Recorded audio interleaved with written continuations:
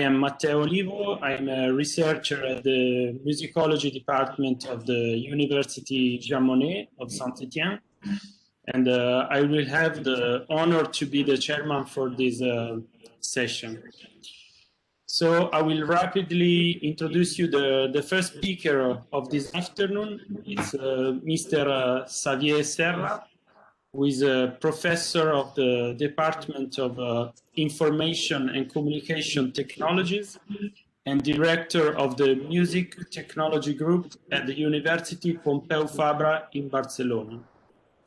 After a multidisciplinary academic education, he obtained a PhD in computer music from Stanford University in 1989, with a dissertation on the spectral processing of musical sounds that is considered a key reference in the field.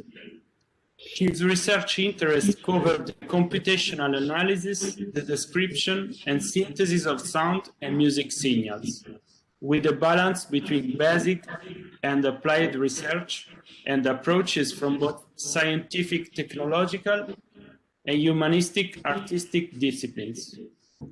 Mr. Serra is very active in the fields of audio signal processing, sound and music computing, music information retrieval, and computational musicology at the local and international levels, being involved in the editorial board of a number of journals and conferences, and giving lectures on current and future challenges of these fields.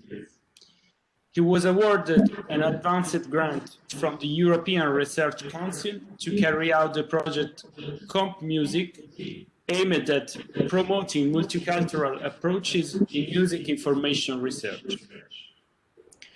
Mr. Serra will speak today about the complexity of timbre analysis and the approaches brought about by machine learning. So please, Mr. Serra, you can start the presentation. Okay, thank you very much, Matteo, for the introduction. Let me share my screen. Perfect. Okay, so welcome everyone. My talk is more of an overview talk of things that we have done and that we are doing in the Music Technology Group. And hopefully it will be of interest to you all. And basically, I want to cover a little bit of history. I want to talk about signal processing for audio description, and then the idea of the combination of signal processing and machine learning. And I will present quite a few examples in the way that exemplify these things. So as Matteo mentioned, my thesis is quite old. It's from '89, and I did research on spectral modeling synthesis and how to represent sounds with a sinusoidal plus residual approach. And out of that, many things developed and emerged. One of the things that once I was back in Barcelona, we started in collaboration with Yamaha, was the idea of voice morphing. So using this type of spectral analysis synthesis for doing real-time voice morphing in a karaoke situation. And that worked. And if you're interested in hearing or watching some examples, there are some videos in our website that you can look at. But basically is the idea of kind of real-time interpolation between two spectral representations, and of course issues of alignment and issues of how to add control on what type of morphing aspect of timbre, pitch, and be able to control in high quality. That was an important concern. As a kind of continuation of that, we moved to synthesis. So from these models, basically store a database of sounds analyzed, develop a model that was specific for the singing voice, or a timbre model that was specific for the singing voice, so that we could, from a pre-recorded set of samples, be able to generate any phoneme or any piece of music. And that's became Vocaloid and still quite successful, especially in Japan, and is used as a tool for making music, and is one of the best known basically singing voice synthesizers. Of course, the technology has evolved and now is not anymore based on this original idea, but it has been incorporating the new developments that we have been working on. And then also another evolution of that, and a natural evolution, because in the late 90s, the MPEG-7 was started to be promoted and standardized, and together with IRCAM, we participated in that as part of an European project. And a natural extension of the kinds of spectral modeling, analysis, synthesis work, we developed ways to extract descriptors, to extract features from sounds that could be used for cataloging, describing large collections of sounds. And this was very much the beginning of the ISMIR and the MIR kind of field of research. In fact, I would say that this was one of the key elements that trigger the birth of the field. And clearly the problem there was to be able to have many features that could be processed in many different ways. And the idea is that there's so many approaches and specificities. So we started working on a library, Sentia, which basically tried to integrate many ways of analyzing sounds, many ways of combining these analyses in an efficient way that could be used in large repositories, really in an industrial setting. In fact, one of the main reasons for this was that we started a company to commercialize these type of technologies, which is now BMAT, and we basically developed an industrially robust framework for that. And again, this has evolved quite a bit, and we have been growing it quite a bit. Now it includes more than 260 algorithms for describing sounds. And if you just look at the list, just in the spectral type of descriptors, which would be the ones more related with timbre, there are many. There are many covering many aspects of timbre and spectral, and of course other related to time information, rhythm information, tonality information, many things that are there. But of course, the problem there is that it's impossible to select any of them. I mean, for any problem that you want to develop, there is no way you can find a single descriptor that works, and this cannot be done manually. So this is then the beginning of really incorporating machine learning techniques into the field of MIR and music technology in general. And of course, this has become the major area of research for the last 15 years in the field of MIR. And machine learning is some people have a very narrow view of machine learning, in the sense that typically we do classification and therefore a kind of a black box approach to describing sounds, but that doesn't have to be that way. And one of the major efforts we have done is precisely to try to bring musically informed decisions, to bring musical knowledge, perceptual knowledge into the machine learning kind of approaches that we have been using. But independently of what type of task you do, as soon as you go into machine learning, you need a lot of data. There is no escape for a lot of data. And it's not a matter of just crawling the web and finding many sounds on the web, but you really have to have good data, good labeled data, data sets that are adequate for a particular problem. And in 2005, we organized ICMC. And that was an ideal opportunity for us to basically promote an open repository for the community so that we could share sounds. That was the beginning of Creative Commons, that we could do it legally, that artists and researchers could share their sounds, and that we could benefit from each other on this type of sound collections.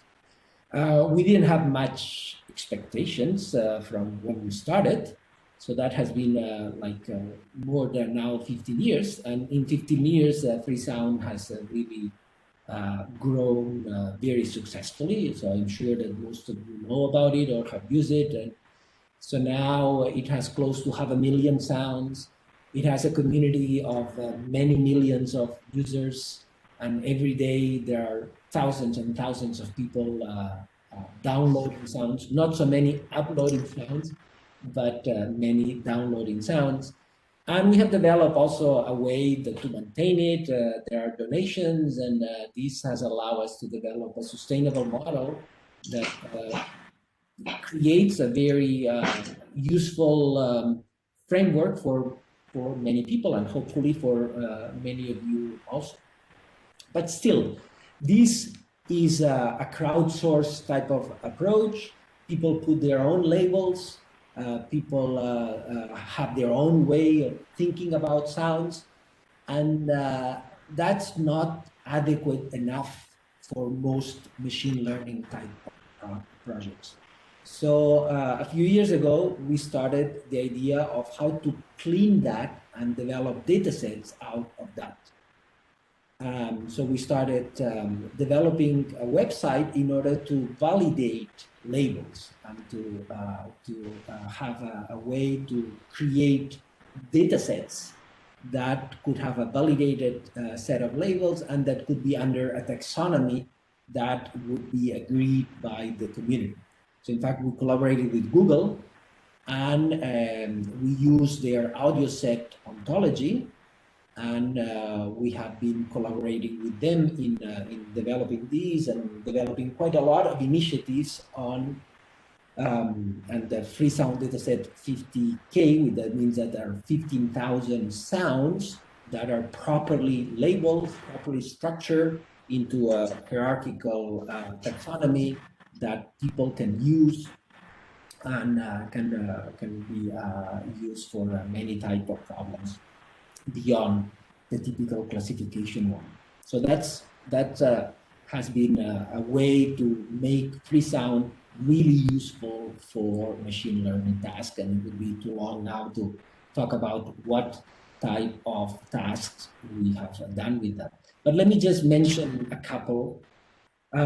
So some years ago, we collaborated with Cork, the company Cork, that they basically wanted to improve or develop new functionality for tuners. So we proposed that, okay, we could develop technology that could measure not just how good you're playing in terms of tuning, but the sound quality that you are playing your instrument. We developed Cortosia, and we developed a website, Good Sounds, and also there was a tuner that was the hardware tuner that we developed from that, which basically took advantage of sounds from free sound. We put a lot of effort into creating a specific data set for that. That's Good Sounds, and it's available. It's part of free sound, but it's also available other ways, in which we collected sounds from different instruments. We asked musicians to play in different ways, so both good and bad, so that we could classify using machine learning techniques well, so we identify dimensions. So again, it's not a black box. It's not the idea, okay, let's just classify good or bad sounds. No, we are not interested in that. We are interested in figuring out meaningful perceptual and musical dimensions. So let's say attack quality, timbre consistency, timbre quality, pitch consistency, etc. So you see this app that is available for iPhone, in which there are 5 dimensions, and each one is measured independently. Some is measured with a feature analysis type of approach, or a signal processing pure approach, and some are measured with a machine learning approach because the descriptors are too many and too complex to use. So here you see a diagram of that. And let me just play you a couple of videos kind of that they use to promote the app. And so this is one video.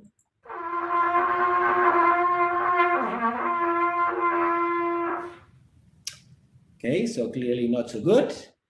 And then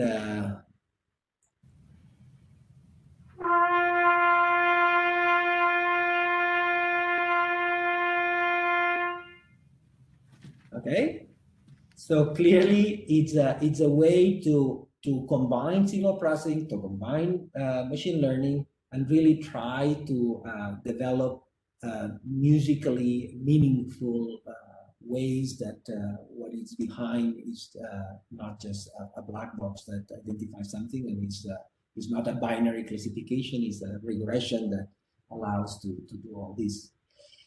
And using this type of approach, we have done many things. Another approach, it was not in parallel to Freesound, because Freesound was much before, but of course we also needed and wanted to have a collection of music that we could do this type of work with. And sounds people could record and upload using Creative Commons, so in a collaborative fashion. In the case of music, that's much harder, in the sense that most of the music we would be interested in collecting is commercial music, copyrighted music, so that's not possible to collect and share. So our approach was to team with Music Brains, which is a foundation that collects metadata from music recordings, mainly commercial music recordings. And we develop acoustic brains, in which then we don't see the audio. We ask the users to basically download Essentia, an extractor of Essentia that analyzes a whole bunch of features that are adequate for describing music. And it's all open source, so that people don't have, they are not afraid of using it, and it's completely reproducible, so they know exactly what is going on. So they analyze their music that has to have a Music Brains ID, so that then we can have all the metadata associated with that. And then people upload that file. It's a JSON file that includes all these metadata information. And then on the server, we keep that information. We keep the metadata information from Music Brains, and also we run some classifiers, machine learning classifiers using super vector machines that extract some higher level descriptors. And this has been quite successful. If you see the numbers here, and this I think it's a little bit old. It's I don't know from when, but so there are 5 million, more than 5 million music unique songs or tracks, and a total of 22 million tracks analyzed. And each of them is analyzed by many descriptors with all the statistics and things like this. So it's an amazing resource for doing a lot of machine learning work. So out of this, we have done a lot of research, and a lot of people have used it, and it's clearly a very useful tool. But this was the time before deep learning. So as you all know, now machine learning has moved into the world of deep learning. And for deep learning, not only you need more data, this is pretty good for deep learning, but you analyze frame-based features. You typically would like to have a lower level analysis of sound. And we are working in Acoustic Brains to move it to that, but still is not that. But clearly we have moved to deep learning, and we have extended Essentia to support deep learning.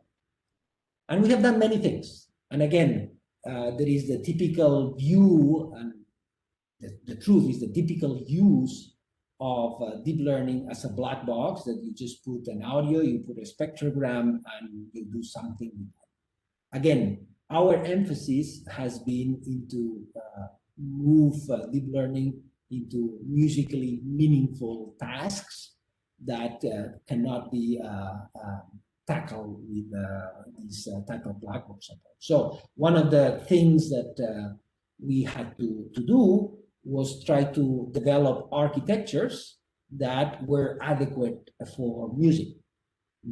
Deep learning was basically born from image processing and from the ImageNet dataset. And therefore it has a very image perspective into the architectures that are used. And spectrograms, which is a very common way of having as input to a deep learning network, is basically for these architectures considered an image. But as we all know, well, depends on what aspect of the music you want to focus on. A single spectrogram would not be adequate. You need to play around with time frequency resolution. You need to set up different window sizes and different ways to explore different aspects of the music. So the PhD thesis of Jordi Pons, which he finished in 2019, one of the main topics was precisely how to develop for one type of deep learning architectures, the convolutional neural networks, the CNNs, develop filters that would either be vertically adequate for timbre features, or horizontal adequate for more temporal features, so that the architecture would learn easier musically meaningful things. So anyway, you can read about all that. The one in the bottom is another approach that we try to bring the idea of harmonic structures into these architectures. So this is from Niels One, and he's finishing his PhD thesis now, and he's exploring different, again, different architectures, different approaches that can be adequate for different music problems. And in this one, the idea is to develop harmonic filters that are automatically learned from the neural network, but that clearly are learned with the restrictions that they have to be harmonic filters, and therefore there is some meaning to that, and therefore there is some meaning on the outputs, and it's clearly easy to understand what's going on. Other type of approaches with deep learning, which is very important, is through this idea of trying to understand what's going on. We don't want to treat this as a black box. We want to be able to go inside and be able to understand what has learned and how it's learned. So, for example, the idea of attention maps, it's an important one. So, for example, here on the left top, this means also he worked on the idea of, okay, let's see what, to distinguish a female from a male, what aspect of the spectrogram is really paying attention to make this distinction. So that here you can see that there is certain part of the network that is being activated when the spectrogram is from a female, and some other aspect of the network that is activated when the voice is a female. So therefore, we can go inside and understand what is actually doing, how is actually the network learning and setting the weights and setting the architectures in a way that can make this distinction. Another very interesting thing, and this is very much work in progress, is within this idea of explainable deep learning that basically we ask the network to identify prototyping or prototypical kind of images or prototypical, let's say, spectrograms that can characterize some concept. So here the idea is that we are inputting a collection of, let's say, of violin sounds and then of whatever instrument we want, and the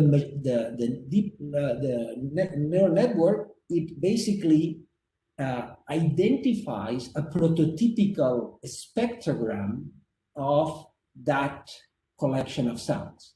So it's tells us, okay, what is the really what it has learned, what is the prototypical, and in fact you can even resynthesize that. So you can basically try to figure out what it learned and listen to what it learned in an explicit way. It's definitely not a black box. Okay? And of course, all these approaches required, again, huge number of data and a lot of processing power. One of the big things in these neural networks is that there is so much computation that you cannot do it in your computer. You need access to GPUs. You need access to many GPUs. And you need to develop code in a way that is very efficient for that. So one of there is a number of libraries that have been developed for doing that, and one is TensorFlow. So we have been integrating TensorFlow into the models of Essentia. So now, in an easy way, you basically can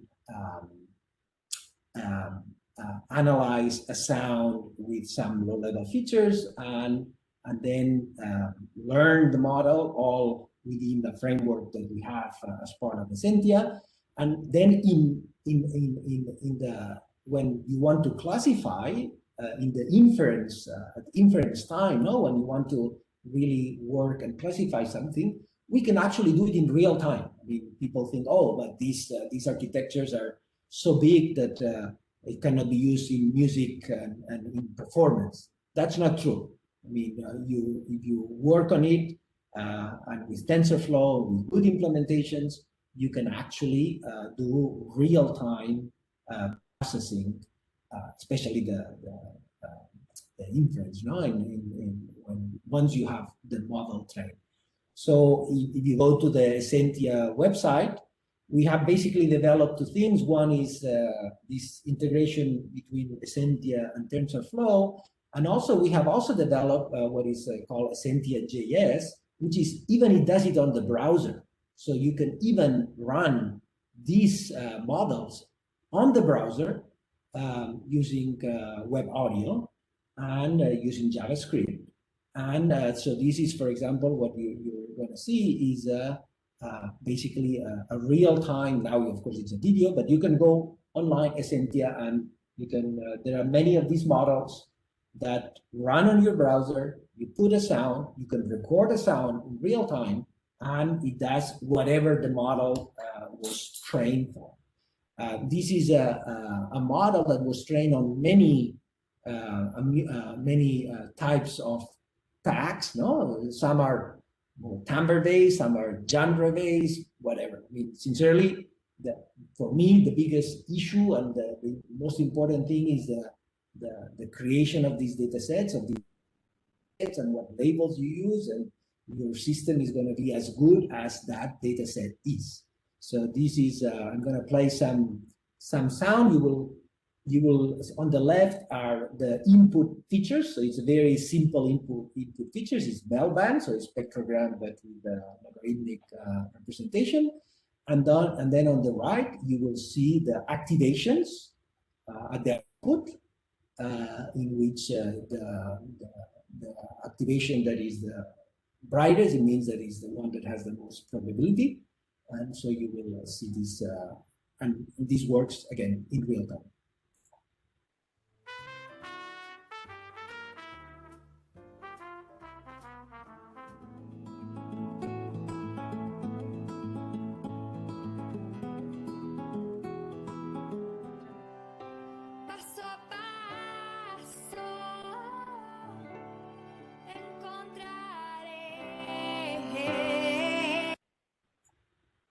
Okay, so well, I don't know if it was loud enough. I said the volume. Let me play it one more time because I didn't have the volume. So here is a trumpet, it's a jazz, so it really shows jazz. Now it changes and it picks up some of the instruments. Now this is a female voice, so it's clearly showing the female. And yeah, of course, again, you can find examples that work very bad and examples that are amazing, and they can do very interesting things. And well, basically to finish, if there is time, we can talk about, and I can show some demos on other things. And, but on pre-sound, we are doing a lot of things, and one of the big issues, and there were some presentations, in fact, Loren also showed some of these, the idea of how to navigate through these large collections using all these features and machine learning tools and things like that. So in pre-sound, it's clearly that's a clear need to how to explore these 500,000 sounds in ways that are meaningful. We have ways to, so you go to a sound, you can look for similar sounds, and it does some feature analysis and some machine learning to find the most similar sounds. But of course, there is so many, and it's so complex. But of course, there is no way that with just features alone, with just features and machine learning combined, it works. I mean, there is other things that you have to pay attention to. Otherwise, a single thing will not work. And nowadays, we have the opportunity to combine many things. You can combine text to do text analysis, natural language processing. You can combine user behavior. We have all these millions of users that give their feedback. We have, of course, the audio. And the idea is to use all that to develop meaningful clusterings or meaningful classifications of these sounds in a way that can be of use to a particular user. And Xavier Fabra, and this is one paper that he published, but he's now finishing his PhD thesis exactly on that, on how to combine all the data that we have in pre-sound, but taking advantage of all these type of multi-dimensional and multimedia type of information that can allow to be a little bit more precise, because I'm sure you all are familiar with, you have seen these type of diagrams, but then in practice, I mean, it's not adequate. It's nice for a demo, but it's not something that you could put in pre-sound and expect people to use. But anyway, we are progressing on that, and hopefully that will be of interest. And I guess I am done. I don't know, in fact, in time how we are doing, but so I was saying thanks a lot for this really interesting presentation. I don't know. As usual, we have 10 minutes for the question. I don't know if there are some questions. Yes, Mr. Poitier. I have two questions about deep learning tools. First question is, I don't know what does the word sexy means about describing music. And the other question is, what about electroacoustic music, like music from Parmigiani in these tools? Uh-huh. Okay. Again, this is something that let's say the engineer has no control over, unless you develop the data set. So what we do is as good, as smart, as musical, as non-musical as the data set is done. And you go to some websites, whatever, Spotify or something, and they like to use the term sexy to describe certain music. And they really want to develop a system that identifies sexy music. And they give some data, they hire people to label that as sexy music, and then we can develop a deep learning, and sometimes it works. So every person you talk to has a different view on how to describe music. Some is clearly the one that deep learning will work on if it's something that relates to the sound, unless you use, well, some of these systems also use external information, and therefore they can take advantage of other sources of information to make this classification. The ones that I show is purely audio-based, but many of the ones we have are not purely audio-based. So therefore, it takes advantage of many other editorial, metadata, contextual information that can allow you to make these classifications that maybe for you are not interesting, but well, if someone is able to create the data that they claim they can